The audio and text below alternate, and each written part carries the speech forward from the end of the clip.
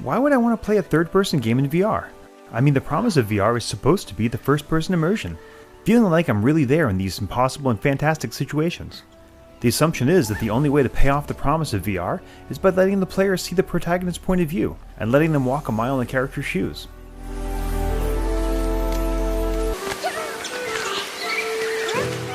Well, Polyarch's new game Moss shows us just how wrong that assumption is. In fact, the main character Quill, she doesn't even wear shoes.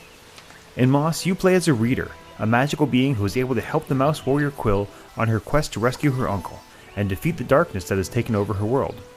You control her actions with the analog stick and X, square, and circle buttons, while you, as the reader, have a glowing spherical orb that you move by physically moving your DualShock controller.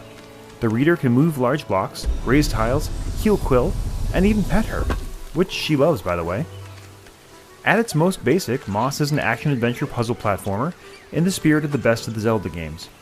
You and Quill team up to fight enemies and solve puzzles as you work your way through idyllic mouse towns, oppressive marshes, and crumbling ruins. The combat is simple but fluid, and the puzzles range in difficulty from blindingly obvious to deviously complex. It takes a mix of timing, lateral thinking, and strategy to get through the best of the puzzles. If you get stumped, Quill will often stop and point the way, or at least give you a hint.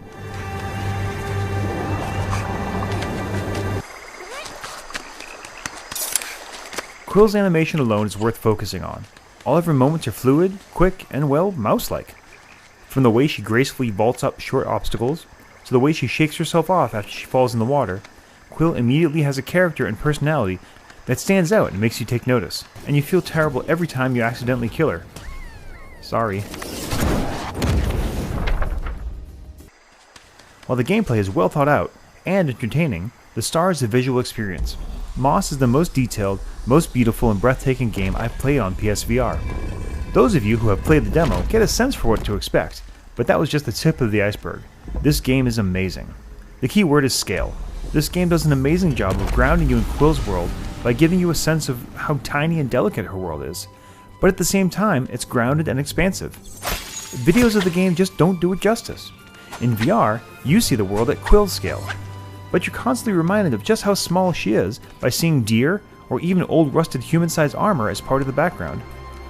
Scale is everything, making mouse-sized castle corridors feel cavernous, but in the next moment making you feel exactly how small and fragile Quill is as she faces off against a life-size boss.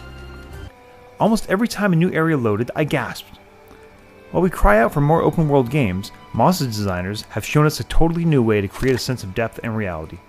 This depth and beauty comes at a cost, however. The game is short. Unless I'm missing something, most players should be able to finish the main story in less than 3 hours. Which is disappointing, because I want to spend days in Quill's world. Moss is a masterpiece of gaming, and has become my new go-to when introducing my friends to VR.